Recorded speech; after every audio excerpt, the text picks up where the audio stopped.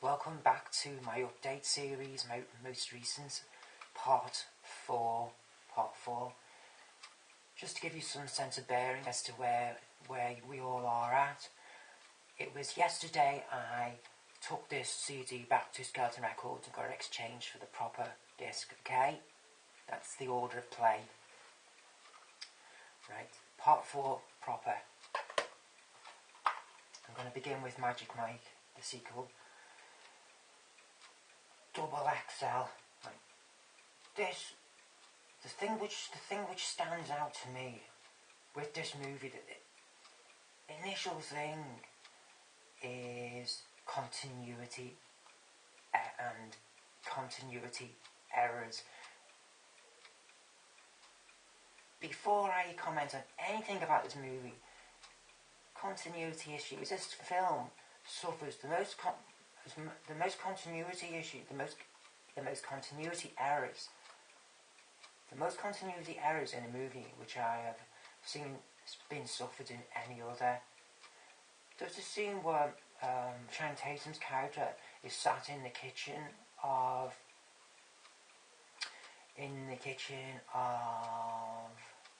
Amber Heard's house, talking to Amber Heard as she sat there with the trifle, is it, or a tub of ice cream, as she's stuffing her face with this dessert, and he sat opposite her with his cap on. And there's just, during that conversation, there's the most terrible inconsistencies in the continuity there. In regards to how Channing Tatum looks, it's in regards to how he looks, not with the dialogue, but how he looks. All of a sudden, there'll be a section in the dialogue where the camera's looking on at Channing Tatum's character, and he looks like he's walked straight off the set of from another movie, a la 21 Jump Street. You know, where you can tell he hasn't worked out for about 4 months, and his face looks like a balloon, yeah, and his shoulders are just like, just there, yeah, and he's as wide as I am tall, yeah. But this cap just slapped on with this fake tan all over, stripping off his face. And then in the following 30 seconds later, where the conversation continues in the kitchen, when the camera looks back at him, he looks like he's supposed to look, like cut and drawn and 21 years old again. Just the most bizarre, to the point where it's off-putting, terrible continuity errors in regards to, just with Channing Tatum's character, you can tell he's the most jobbing actor of the lot in this movie. The guy out of White Collar, he's probably next in line of becoming like more of a megastar than the others in this movie. I think everyone else have simmered out, to be honest with you. In this movie, that dude there who plays great in the newsagents, in the 24-hour garage off-license scene where he tries to seduce the miserable-looking cashier. There's a shop set back on the motorway. That scene in this movie is fantastic. I was in stitches laughing at that. That dude there, the one out of True Blood, and the gentleman at the end, I think their careers so far have simmered out. I think the guy here in White Collar, I think he's got to go on to do something. I think he's an upcoming star, so to speak, just like Channing Tatum was, say, 6 years ago, yeah. Even though they're probably similar age, I think he's probably going to go on to do something more than simmer off like these other three. I think, anyway, back to the movie, yeah. I liked the fact that it was a road movie. I liked that twist on things. The way the character who's in Gotham. I liked the way, I didn't recognise her from Gotham. I had to look. I recognised her face a little bit. And I thought, who is she? I recognised her from something. But then when I went online and I clocked her name, I recognised her straight away from Gotham. Was she in the first one? Was she in Magic Mike the first one? No, I don't think she was in the first Magic Mike forgive me if I'm wrong, but I liked the way it was a road movie and they managed to visit her house, the woman out of Gotham, and they managed to rope her into coming along as the compare on their to-be road trip, because they lost their driver, didn't they, in the coach? There was a coach accident where they got smashed earlier on. Yeah, it's all coming back to me now. Yeah, I liked it. I thought it was okay. I didn't like it as much as the first one. I just didn't. I didn't like the way they just like shrugged off.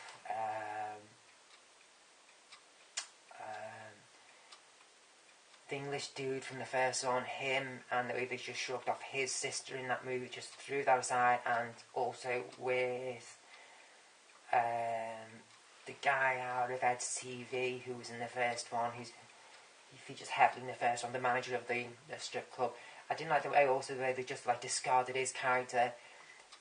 Overall, I would say I preferred the first one just slightly above because of that. And with the continuity, and together with the continuity errors, I just wish it wasn't sort of, it didn't. I just wish this was made as a movie in itself, a properly structured movie. You could tell it was made up from bits of stuff, bits of scenes and bits of excerpts which didn't make the final cut for the first movie. You could. When I was watching it, I could tell it was made up from a lot of stuff which wasn't put in the first movie, and then, say, Channing Tatum's character was just grabbed off the set from ongoing movies he was doing to fill in the gaps, basically, to compile and to comprise this movie off. Yeah, it did take me out of the movie for that reason, for its continuity errors and the before mentioned reasons. Yeah, it was alright. Not as good as the first one, but yeah, it was alright. Yeah, it was alright. It was just so off-putting, the continuity errors in this movie. It just really was off-putting. There's so many good things about this, with the joke where Amber Heard's mum and him got off with each other in that house where Amber Heard was talking to him in the kitchen, where him and Amber Heard's mum began to flirt in the living room, and the three other women sitting around Amber Heard's mum, and the way they were all, the chemistry between them all sitting off in the living room, and the four women sat opposite each other, they broke the wine out. Yeah, as I say, on the road trip, I thought it was a great idea, the road trip. That's right, I was going to say, I didn't like the fat dude who was driving the coach which crashed, which then turned the movie to be a road trip. Yeah, I didn't like that character from the first one, because it was him who got all the drugs involved with the English guy in it. What's his name? The English dude from the first one. I can't remember his name. What's his name? It'll come to me. I can't remember his name because he hasn't done much, has he, since this. I didn't like the way his character got said English dude into all the drugs in the first one. I didn't like that, so I didn't. To see him in this movie playing like a more, they tried to make him very likeable in this movie, which he wasn't from the first one because of the said reason, the drugs. That didn't sit well with me. No, I didn't prefer this over the first one. I prefer the first one better. Still enjoyed this terribly. Still did enjoy it. I was in stitches and parts of it. It was still good fun, great fun. Boy, I thought it was good to see Rupert Evans. Was it Rupert Evans? Yeah, Rupert Evans from Hellboy. It was good to see him in another good movie, in another sort of flagpole movie, so to speak. It was good to see him in another one from there. And she always lights up the screen, the girl. The English girl who was in Supernatural. She is an extremely attractive girl there from Supernatural. Rupert Evans. It's good to see him in a movie from Hellboy, because he's done a few TV series in this country since Hellboy. But it's good to see him in another movie. Just was. He looks so different in this though. He hasn't aged well at all. years have not been kind to him. He looked like a boy in first Hellboy. He looks like some scab off the street. He looks like a hobo. No, it's just the skins. I don't think years have done him kind. Just very bizarre. I mean, is that what happens when you don't eat vegetables? Yeah. But, yeah, it was sound. It was dead good. I found this extremely original. I found it an extremely original film. I thought it was extremely original, the story. I didn't see it coming where the parents left the house to the girl there, the au pair. I didn't see that part coming where they left her to the doll and to their fate. I didn't see that coming, and I didn't see the crossover bit from the doll to the human bit, and the introduction of the English girl Greta, her boyfriend's in it, the introduction of his character. I didn't see any of it coming. I thought it was highly original and extremely enjoyable to watch. In the surround sound, by the way, this stands out extremely well on the surround sound. Extremely good use of surround sound on its audio track, this movie, I will say. She's a very hooty-tooty English actress, the old lady in it. There's a special feature even on the DVD where she's getting interviewed, and she's extremely posh and hooty-tooty in it. Yeah, she's a very old-fashioned type actress. It's always nice to see the old English thespians in the Hollywood movies. Loving it, great. Boy, I can highly recommend that. I can't say much with Magic Mike the sequel. I can recommend it's the one before it, its predecessor, but the boy, I can highly recommend this as a buy and keep in your library as a buy. I can highly recommend it. Definitely highly recommend it.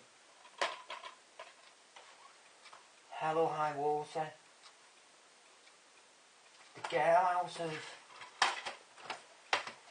Drive Angry, the girl who plays the beginning of Drive Angry, the girl who plays the waitress in this, alongside Amber Heard's character, would you believe it, plays the exact same character, just about 6-7 years older in this, and unfortunately she's a lot heavier as well.